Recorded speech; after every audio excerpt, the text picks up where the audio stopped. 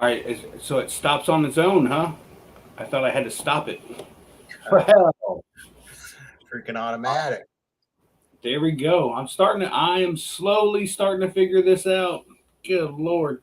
I say On you're my doing. end, I will tell you on my end, I only get maybe 8 seconds of that whole entire thing when I play it on this end. On the screen, it comes up perfectly fine, but for me, I'm just like I have no idea. Like I've seen my stupid looking face a couple times, and then that was really about it.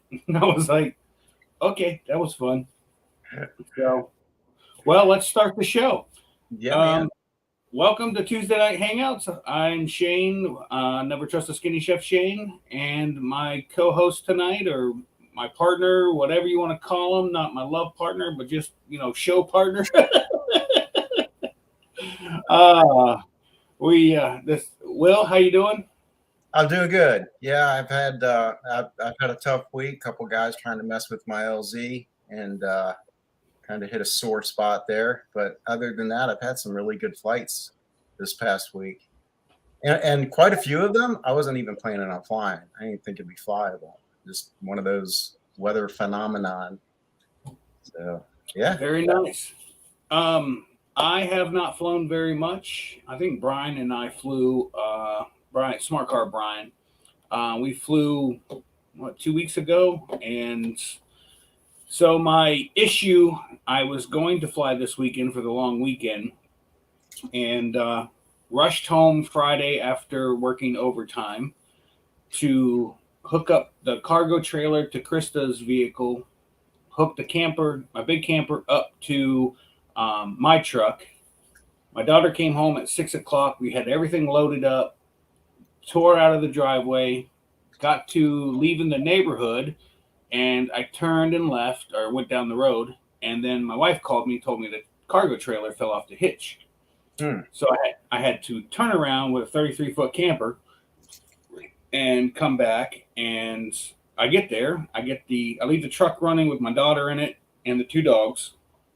And I get the cargo trailer back on her car. And I said, just go ahead and go. I'll turn around and I'll catch up to you. Well, when I was walking back to my truck, there was a gigantic puddle and a slight little stream of gasoline pouring out of the bottom of my truck. So I drove it back around the corner to my house, parked it in the road, and called Krista, told her to come back. And apparently, I have a gigantic crack in one of my high pressure lines of coming off the fuel tank on top. So, no camping.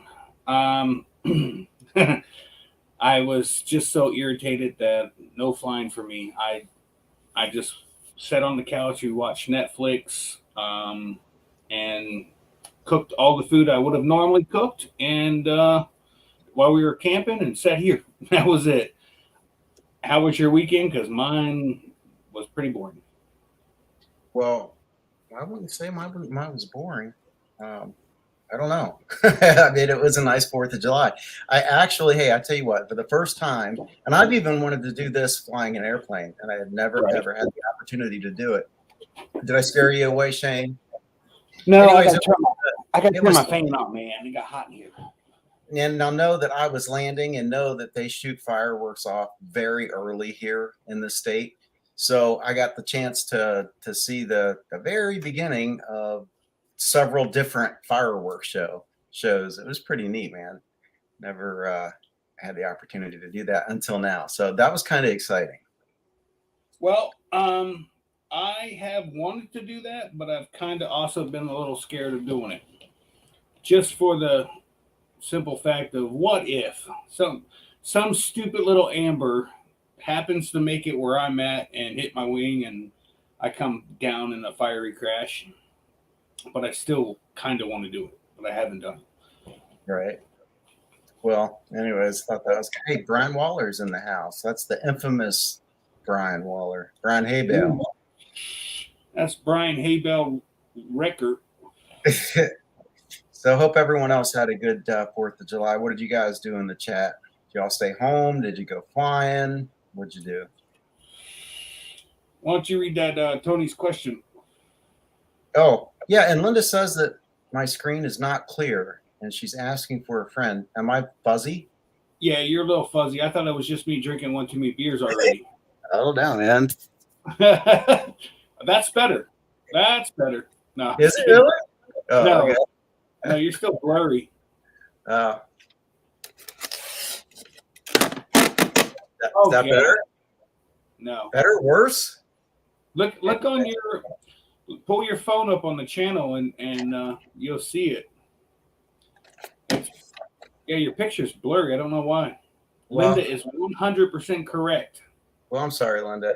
I'll try harder next time. This is just how I normally look. I mean, you see me. Blurry. He looks blurry. So yeah, Tony, and this is a really good question. It's something I've talked about on one of my videos, and it's basically what's the longest that someone has gone without flying after they've learned to fly. How long have they? What's the longest time they've gone before picking it back up again? Like, you know, a lot of times in the winter, there's a big lull in between, you know, your summer flying or whatever to the next flying season. So I'd be the wrong person to ask because I fly all throughout the year, even in the winter, even though they're a lot shorter flights. I do that, and that's a safety thing. I mean, it's really important to keep your skills honed. If you're not going to fly, at least get out and kite, you know, and you'd be amazed at how much you forget, you know, over a month or so. What do you think, Shane?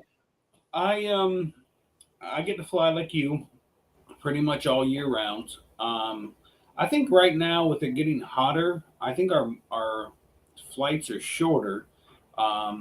It heats up quicker in the morning, and then so you get a little bit more thermals earlier, and then in the afternoon we have to wait a little longer, closer to sunset, to launch because of the thermals still there.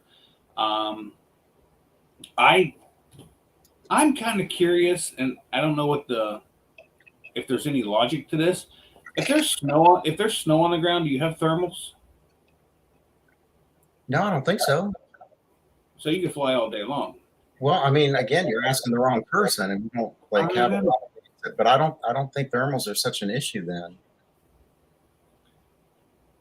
So, So Smoking Joe's Pit Barbecue. He wants to know: has there ever been a brisket smoked on a flight?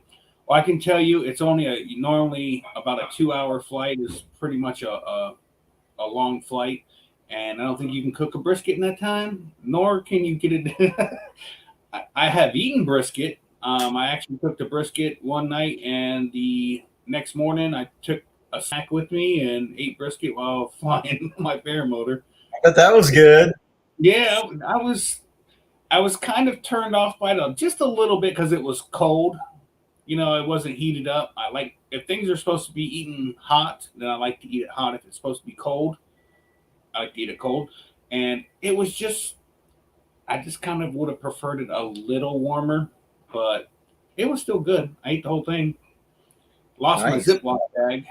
I had it in a Ziploc bag in my pocket, and when Did I you went to when I went to stuff it back in my pocket, when I pulled my hand out, I guess all I heard it was go smack off the prop, and nothing happened. But I was like, "That's gone." Oops. Hey, So, one thing that comes to mind if someone, back to Tony's question, is that if there is a lull in your flying, it's going to happen. But there's some things you can do to stack the deck in your favor. Namely, don't try to fly by yourself. You know, hook up with a couple other pilots who've been flying and maybe act as a wingman for you or whatever. And then also, do it in desirable weather. You know, you got some light, smooth, you know, laminar air, and just do everything you can to. And because there's another factor to that, and that is your nerves. You know, they tend to kind of get in the way when you haven't been flying for a while. So, just do everything you can to make it a success for yourself. so when you go to a flying, you know there's everybody and their mom watching you. How are your nerves when you walk out onto the field, hook in, and get ready to take off? Uh, they're not usually so bad. I mean, I think because I'm so busy, looking, making sure it's my turn to go, looking for traffic. I mean, there's just so much activity. I really don't have a chance to get So nervous. once I decide I'm gonna go fly, I start getting nervous up until there's Mark McElroy in my phone. Let's see what he's got to say. He says he's in the waiting room. How long has he been there?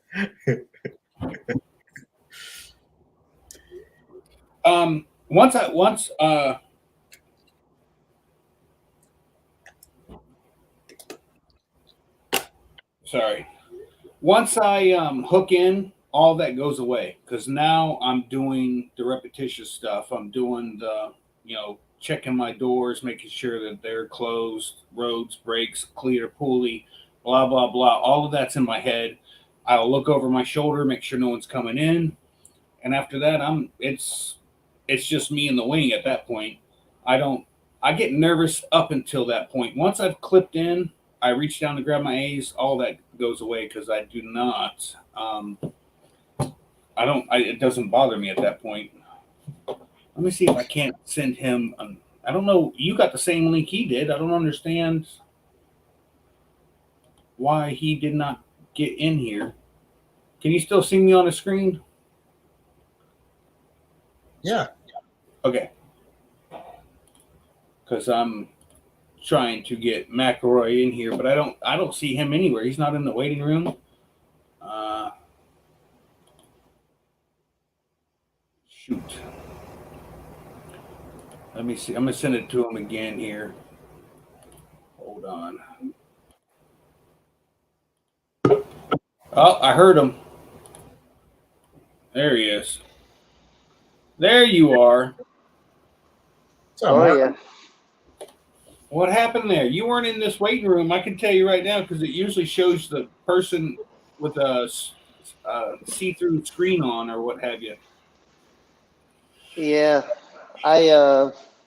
There's two of them there. I think maybe one's from last week, maybe. I don't know. Yeah, you pretty much want the one that I sent today. Yeah, that probably helped. Am I still fuzzy? A little bit, in my opinion. Yep. I thought it was just I thought I started drinking early, Mark, and it was just my eyes. But then you come on, you're picture perfect, clear with that face that needs to be shaved. Yeah. Trust me, I'm a hot mess. I'm a train wreck right now. Yeah. How was that? How was that house coming along? Yeah, I dealt with that, and then I had to go pick up the camper. And so, anyways, I literally just got it parked in the driveway and plugged in. And that's all I've done. But the house is getting there. So what are you doing this weekend? I'm going to Hodges and gonna go just for Thursday and Friday night. Oh, Nice. you gotta work. You work Sunday night, right? I work Sunday morning, so I'll come home Saturday sometime and get ready for work Sunday morning. Okay.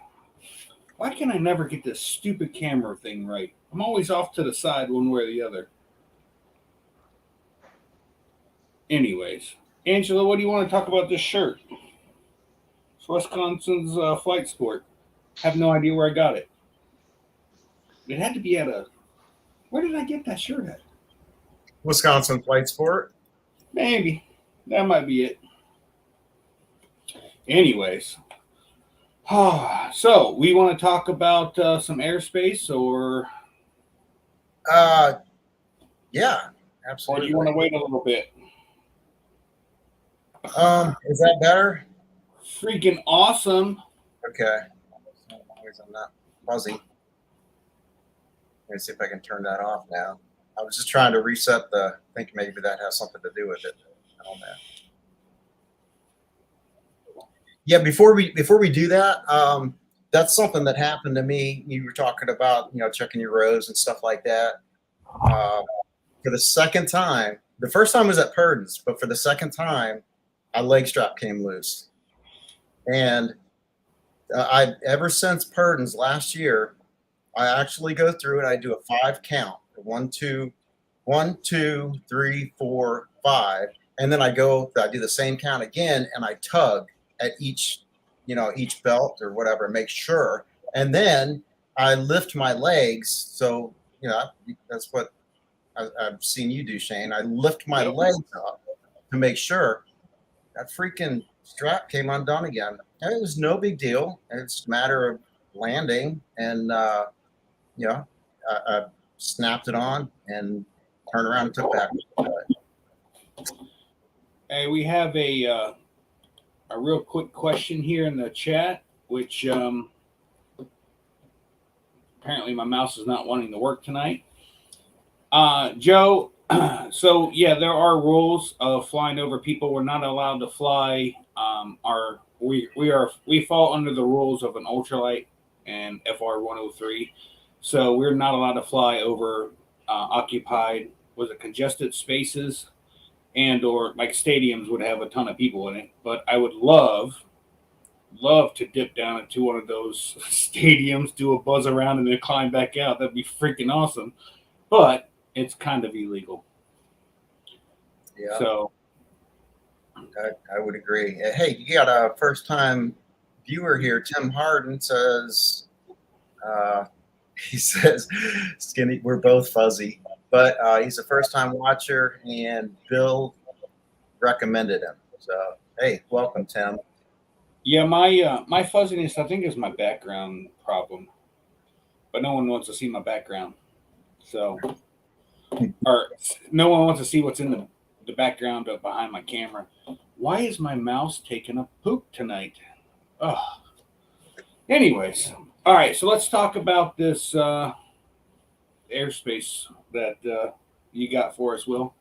Sure. Tony's got a question there too. While I'm setting it up, if you want. Let's see here. Says why do you have a quick release on your harness? Not sure why more people don't fly with a, what is that device? A quick release harness. That's what he's talking about. No, I mean my harness doesn't have a quick release. No, I got to push two stupid buttons on each side to get it to come off. Yeah. Yeah, me too. And I have not figured out how to do that one-handed yet. It's probably a good thing. No, I think I've got that part figured out. The only time I've ever had one of my straps not stay is getting a piece of fabric, such as shorts or a shirt or something, pinched in there, and then you don't get a solid latch with it, and it'll pop out.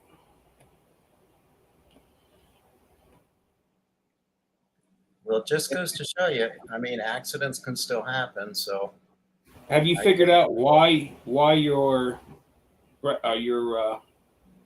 any possibility of getting material stuck in there, such as a shirt or shorts? It's certainly a possibility. Obviously, something wasn't latched right, but I do remember doing the count twice, and I tugged and I lifted my leg. I did everything just right, and so yeah, I mean, there were 2 leg straps. Thank goodness it wasn't comfortable. Yeah, right. But it worked. I'm still trying to set this up. That's right. I've actually heard of people launching their paramotor, running, and as the paramotor takes off, they've never strapped in, and the paramotor goes without them. I mean, how do you do that? I've done it. How do you really? I'll tell you how you do it. You get really frustrated. You fail several launches. You get frustrated. You're hot. You're sweaty. It's just everything is just kind of like. And instead of taking a break, stepping back, having a soda or whatever, and just chilling, you try to power through it. And every mistake that I've made that I would consider a really stupid mistake has been because of that. Where the heck did I put that, man? Mark, you ever tried to launch without your paramotor attached to you? No, the only thing I've had close to that is at Dave Purdon's last year. I took off and started heading towards a racetrack and realized that um, I had hooked into my carabiner somehow where the risers were like, they weren't twisted around, they were twisted around part of my harness. And I was like, how in the world did I do that? And then I was so ticked off at myself for doing it, I just turned around and went back to the field. And you never made it to the racetrack until your next flight? Yeah. Oh. Yeah. What's up, Josh Perry? Yeah, I've done the whole complacency thing, and I've launched with the riser twist not once but twice. Even in the I don't have it now, and I should have posted it when I did it. I actually kited. I was reverse launching, and you can totally see that the riser's twisted in the film, but yet I turned, launched, and took off, and I pulled a little right brake, and it stuck. It didn't come undone. I stayed in the right spin going up, and then figured out what was going on. I was able to reach above, pull the brake out, make a left turn back to the LZ, and knew once I flared, whatever I gave it was going to hold. It wasn't coming up. So, Well, so you not only had, you had a twisted riser? yeah, I had. You hooked in backwards, basically, on one side. No, so when you lay your risers down, I don't know if I over rotated and then so the brakes when I'm standing in front of it, the brake should be on the inside. I think when I laid it down, it was not only already flipped all the way around once. So when you hold out your risers and your A's are on top, I don't think my A's were on top. I think they were on the bottom. So then I flipped the risers down to lay on the ground before I go to hook in. And when I somehow twisted it again, so I had two twists in one riser, and with all the weight on the wing and on me, and I pulled that brake, it stuck. It just, thank God I didn't pull hard. The first, before I make any kind of turns, I check doors, roads, or the risers and make sure everything's good. And then I go do whatever. But that has always stuck with me. Actually, where PPG Explorer takes off from in Tampa is where I was at. I was by myself. And I think that's the same place Tucker got run out by the cops. I was fairly new, and thank God I had enough sense to stay calm because I was full throttle going up in the circle, going right the whole time. Just I was like, holy crap. Yeah. Well, I mean, I've had twisted riser a couple of times, and Hey, shit. I'm sorry. No, you just ignore Joe. Don't give him no. See this guy right here. This guy right here.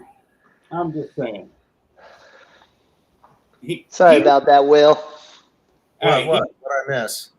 He wasn't. When I started in the cooking community, this guy wasn't all that big, and then he pulled out a couple good cooks, got lucky, and now he's pretty big on YouTube.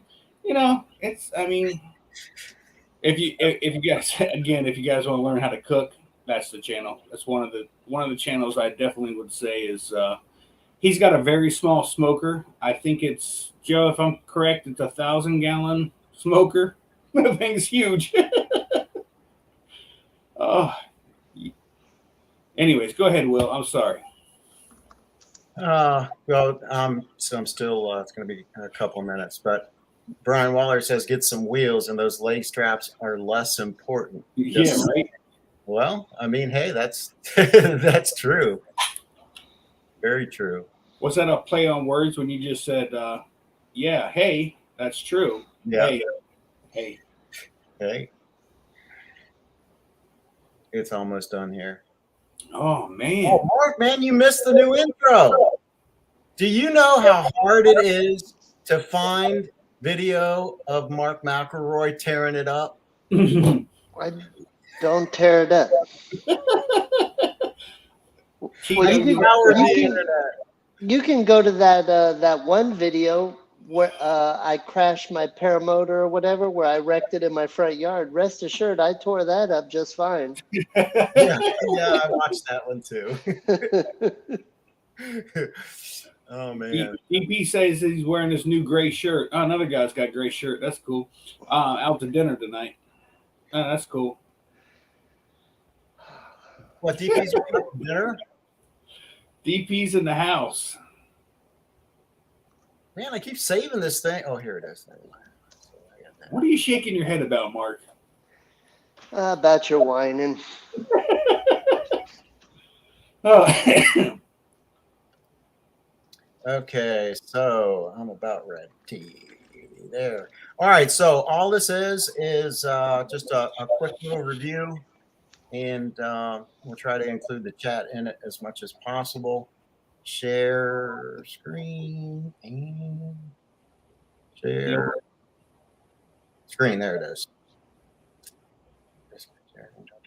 Again and share. Will, don't tell Mark I made you co-host on the stream. Oh, okay. Like I would know what to do with any of that anyways. I hope this is the right one. Okay. So, can you see that? Yeah, do we want to try to do the whole screen? Let me see if this does it. There you go. How you like that? Yeah, that's fine. So, everyone is probably familiar with this depicting the National Airspace System, and it's good to know all of the different airspaces and their cloud clearance requirements, but what is really needed to know, and I'm gonna narrow it down to one at the end. Let's see, play. Let's go forward here. This is what you need to know right here. So, a question for the chat is, what airspaces are considered controlled, or what airspaces are considered uncontrolled? Either way. So, that's the question. Okay, so when it comes to these charts, I'm out. Like I literally depend on my app Fly Sky High to tell me where I can and can't fly. When I read these charts, I have no idea what I'm reading. It makes no sense to me. You have to read it, and I was the same thing. That the first picture I showed you was basically how I learned airspace. I mean, it's just kind of a go-to map. And it can be difficult. You know, you're looking at something two-dimensional and trying to make it three-dimensional in your mind, and it just doesn't add up. And Right. So to keep it real simple is I got rid of everything that didn't have to do with how we normally fly. We don't normally fly in Class Bravo, Class Charlie, Class D airport, Class E surface area. We don't fly in those areas. Anyone respond in the chat? Tony wants to know, shouldn't they teach you this in PPG school? And they did. And I went just like this. Okay, cool. No clue. I did the same thing all the way through school. That's why I'm where I'm at now in life. And my school did not. Your school didn't teach airspace at all? Nothing. Okay, well, my instructor didn't either. I mean, it was pretty much left up to me, but I already knew airspace, I mean, as a pilot. So, all right, so starting right here, the G, that's Class G air. Oh, did anyone respond about what's controlled and what's not controlled yet? Denise said all controlled. Okay, so the only uncontrolled airspace is Class G airspace. Everything else is controlled airspace. Okay. That's what John Wayne said in there also. John is right. And not to be confused, when you fly, over 1,200 feet AGL, yeah, okay, you're in Class Echo airspace, but that's controlled. And doesn't mean, just because you're not being controlled doesn't mean that ATC isn't controlling traffic. So just one thing to keep in mind.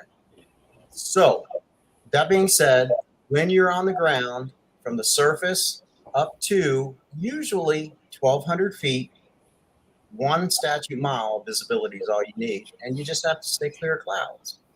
I mean, pretty easy peasy. Then at 1,200 feet, this is considered basic cloud clearance right here. Cessna 152. You have to remain 500 feet below, 1,000 feet above, and 2,000 feet horizontally, and the visibility needs to be at least 3 statute miles. So why would it jump from 1 statute mile of clear clouds down here? Why would it increase here? And it's not a trick question, and I'm just going to answer it. It's because there's more traffic. There's more things going on. People, pilots need more time to, even if you're flying visually, you still have to have some reaction time, right? And see and avoid and stuff like that. So as you go even higher, above 10,000 feet MSL, it's F111. So you have to have 5 miles visibility, and then 1,000 below, 1,000 above, and 1 statute mile horizontally. You need more because now up there, planes are going a lot faster. So sometimes understanding the reason why the rule exists kind of makes it easier to understand the whole system. The exception to this Class G from the surface to 1,200 feet is when it starts at 700 feet. And let me see if I can find. Can you make that picture a little bit bigger? Or does that do it? No, but FYI, you got a lot clearer too. I don't know why. I did? Yeah. Wow. I don't know. Why am I looking? Why are you? Oh, wait. Am I sharing the wrong freaking screen? I don't know. I don't know, but I'm not. I got just dude. I'm not even sharing the right screen. Yeah, I'm lost as can be myself personally. Sorry. Well, I'm sure glad I found that out. I mean, let me stop sharing because without the picture, no wonder you're confused, Shane. I got a question. I'm looking at it going, I don't see his mouth moving. I don't see anything. I'm like, yeah. Oh, yeah, sure. Okay, I got it. Okay. I'm going to stop. Hey, Will, at a local school for your private pilot's license, will they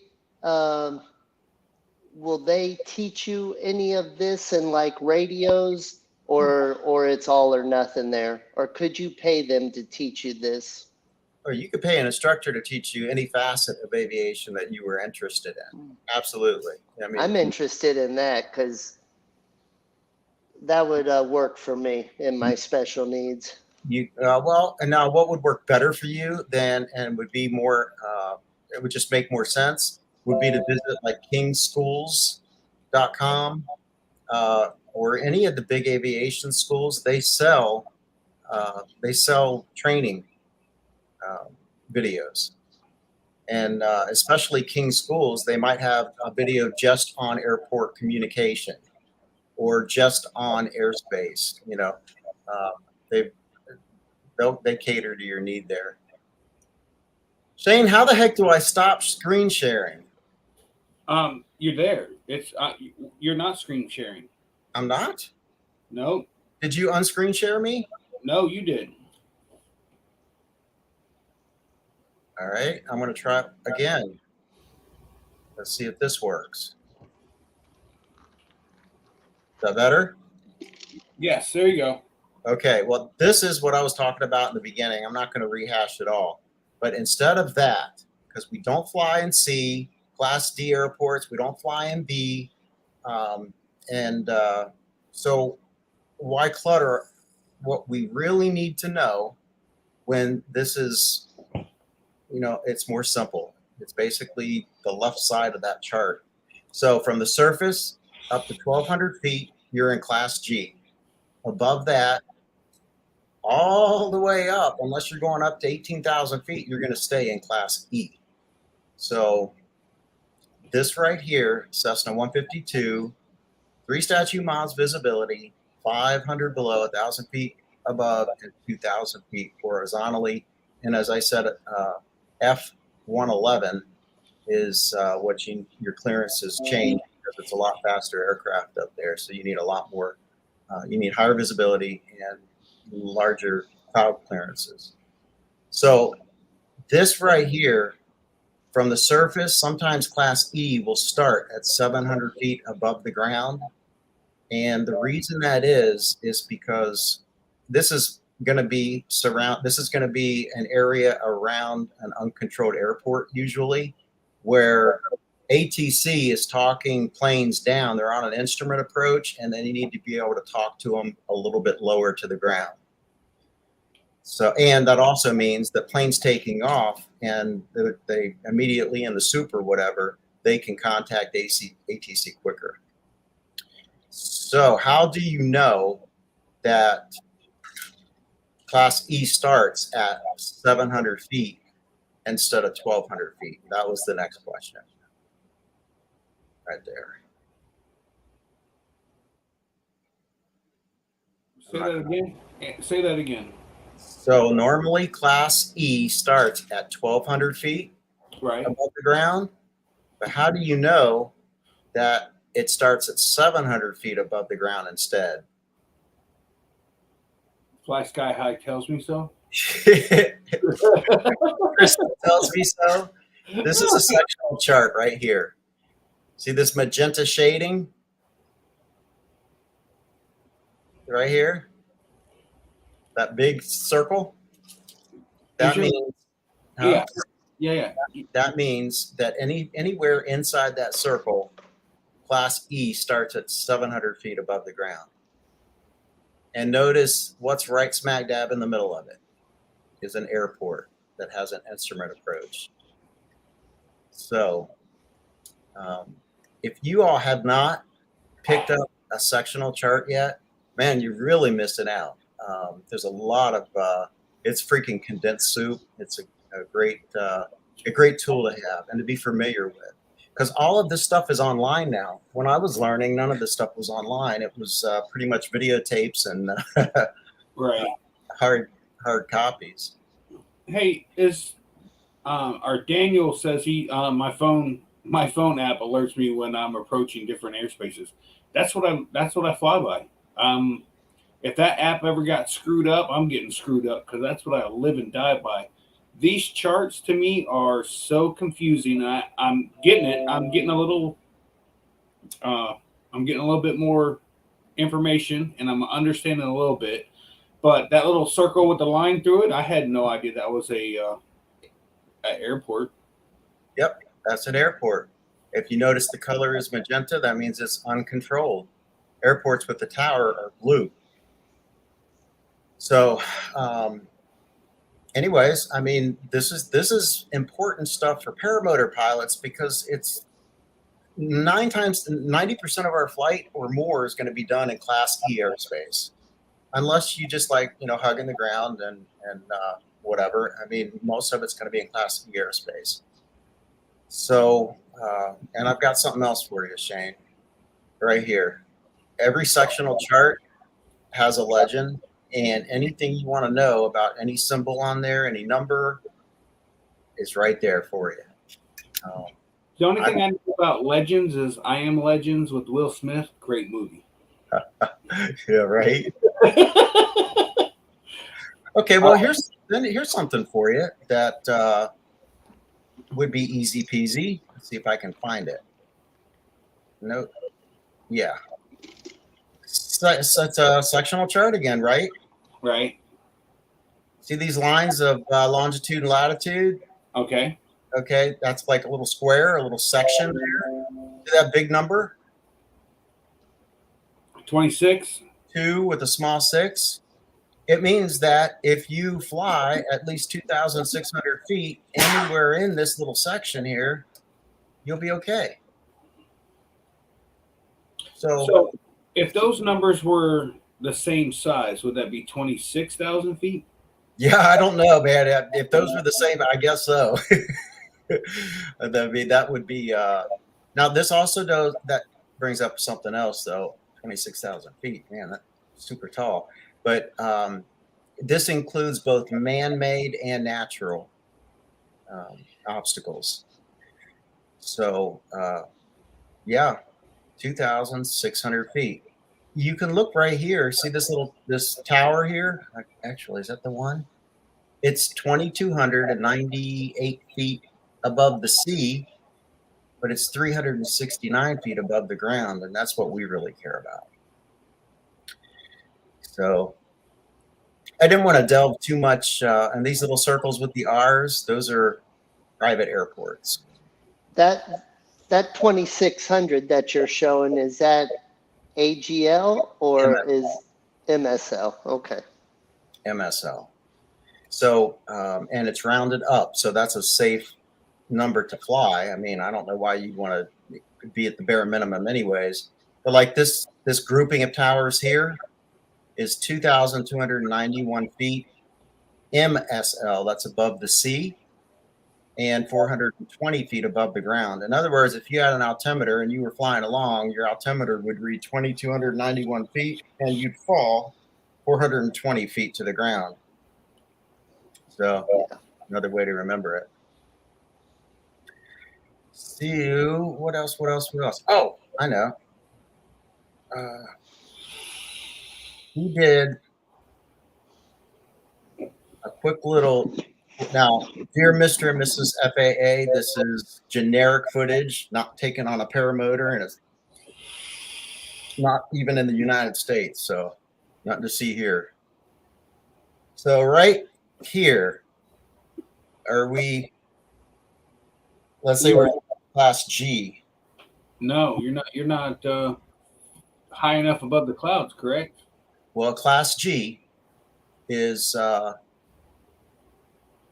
I'd say, yeah, you're probably okay. There's another thing that I'd be concerned about. See, this guy's just kind of skimming, and I say guy, it could be a girl. Really, it's generic footage. It's a him. I mean, to them. Of them. Yeah, to they. You don't want to leave out. How about right here? So this guy is flying, girl, they, them. They're flying over a layer of clouds. I don't know if it's legal or not, but I know what would be badass to do. Just so you know. I tend to agree with you. So Part 103 says we have to be able to. We should see the ground. That's right. Always have visual contact with the ground. Yes. Yeah. So I would argue that unless this guy's going backwards and he's sitting backwards, that he probably doesn't have visual contact with the ground. Although, I guess that's a mountain right there, perhaps. But here's the thing. This guy is up higher than Class G. He is in Class E airspace. I could tell just by some previous footage. Again, this was not in the U.S. So, and it might even be an airplane for that matter. But I would be more concerned about an airplane popping up through here. Yeah. And I have had that happen, not on a paramotor, but in an airplane. Really? So, yes, I have. And so close that I could see the pilot. I could see he was wearing sunglasses. I could tell you just about everything you want to know. And it's scary. So, well, out here at the compound, clear skies all day long. These FIT pilots, student pilots, love to see how close they can come to us while we're flying. Do they? Not just go by once and leave. They circle back around and come back around the second time. Is it because they're messing with you or because they're fascinated? I don't know. Some of them wave and some of them don't act like they see you, but I see them coming a mile away and I'm like, are you gonna change altitude or am I gonna change altitude? And us being ultralights, we have to move out of the way. So of course I change directions and they just keep getting closer and closer. Yeah. Yeah. Well, that from experience. And you might not be flying by yourself either. I mean, it might be cool to mess around with you think you're getting away with something, but honest, man, those rules are there for a reason. And even if it was another slow moving whatever popping out of there, we didn't have much. So we actually had some low lying fog once upon a time at the compound, and it cleared up. We all launched, and then noticed a big, thicker part coming back in. So we all were trying to head back to land in a hurry. And Right. what ended up happening was one guy was coming at me, and I was coming at him. Thank God we both pulled right, and it was within 25, 30 feet of the ground. Yeah. Yep. So Which is something to keep in mind. That man, just don't bust the rules. It's not worth it. And even if you can, now there's some. I've also heard that okay, if you can see through it, it's not a cloud, and that might be the case, and you might be able to see through the part that you're looking at. But this big old puff over here, anyone that's coming through that cloud's not going to be able to see you. So, and I did forget. This is the one and the only one that you really need to remember. And that is right here, the basic cloud clearances. You always, gun it, stop that. Error. Dang it.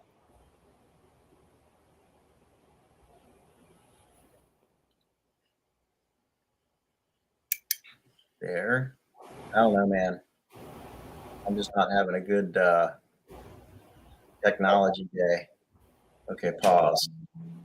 Oh, I know why. I'm trying to pause it on. I'm trying to pause it on the other screen. Can't do that. Right here is the only one you need to remember. Cessna 152. Make sure you got 3 statute miles visibility, 500 below, 1,000 above, and 2,000 horizontal, and you're covered. You're not going to be going up to 10,000 feet. If you are, you've got more memorizing to do, but even that's not difficult. So keep it under 10,000 and you'll be fine. One other important thing is, why would we need to know where Class G was at 700? Why would we ever need to know why Class E starts at 700 feet?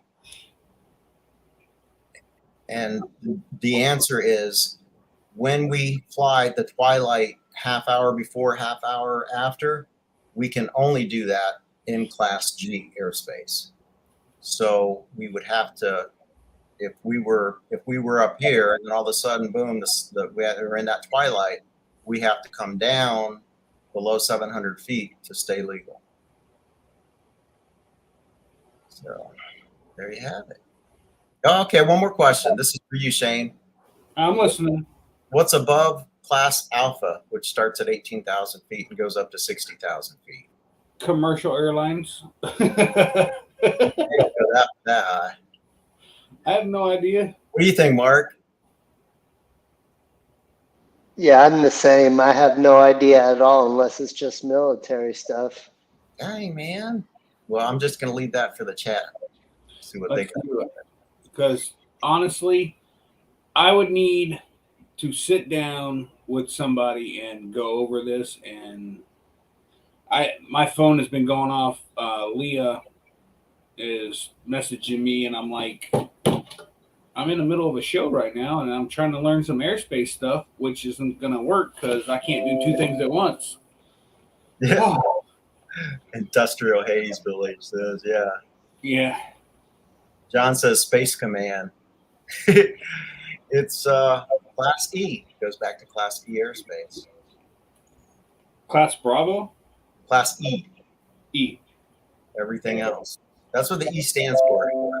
Control. That's how I memorized it. Apparently, it doesn't matter that I'm on a show, doing a show, because it's more important whatever Leah's got to say. Well, make information. Let's make it exciting.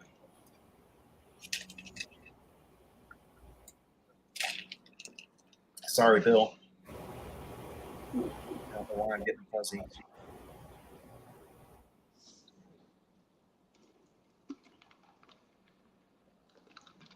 Yeah, Bill, you're not going to get that high, I guess. You'd have to magically teleport from below 18,000 feet above 60,000. I don't know. Maybe someday.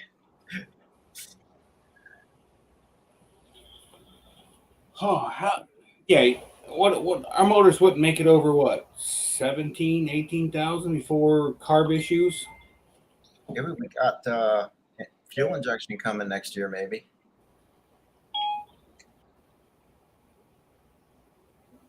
What's the app? Which app, Tony?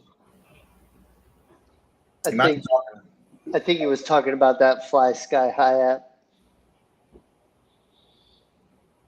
That's a nice app. I've used that before. I still like Gaggle better. And with So I haven't messed with that yet, but I am going to be getting on that. Oh, here we go. Jesus. Do you pay for the Sky? Why? No. Okay, but it still gives you airspace? Yes, it gives you everything. Fly Sky High.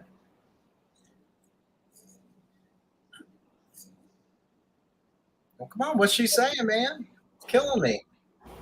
She wants me to vote for her, but I don't understand what she's after. I don't fucking get. I don't get it.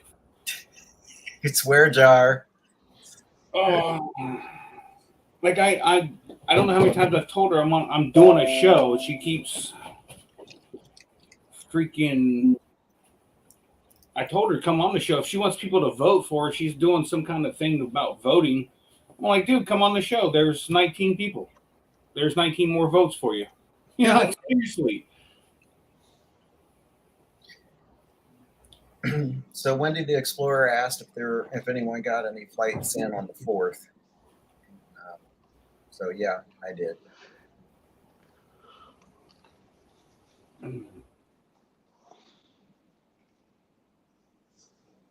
How much longer on the house, Mark?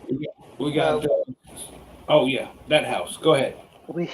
We're supposed to close, I think, on the 26th of this month. Here, this one is for Tony. Tony, they built Mark's entire mansion, and I still haven't finished my bathroom. Pretty sure that's just the servants' quarters that they're finished. When all you're getting is a single wide trailer, all they gotta do is put the wheels back on it, and you're yeah, whatever. Yeah. Oh, good Lord. Yeah, I just cannot get with this bathroom. This weekend was a perfect excuse of not to do anything because, I was aggravated. But I had 3 days to finish that bathroom. It literally only would take me a half a day to finish that bathroom. And I just can't find it. I just can't find the energy to go in there and do it. I don't want to do it. Until I do, that bathroom will sit in there. I don't use it. So guess what? I don't see it. It's fun. Perfectly fun.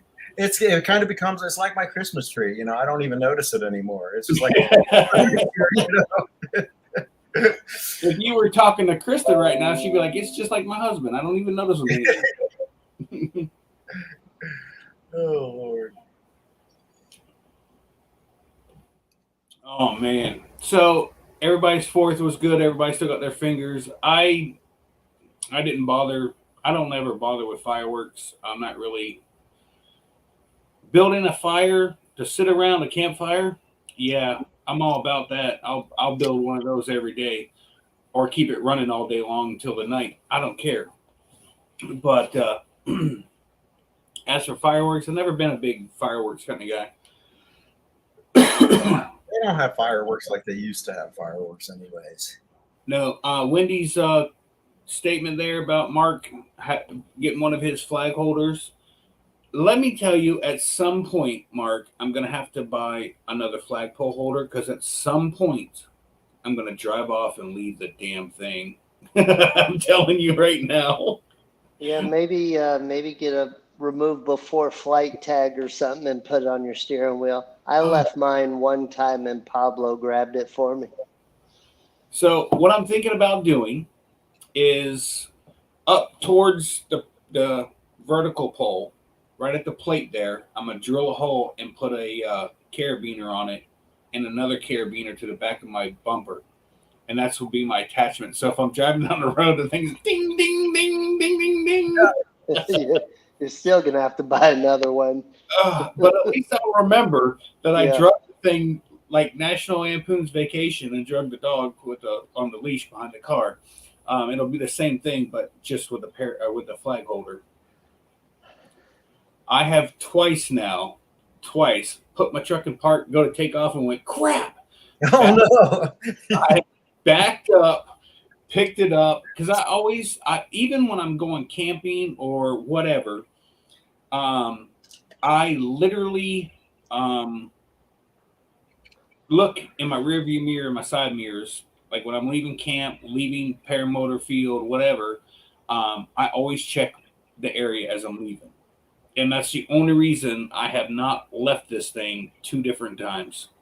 I have tried, and I always look back, and there it is.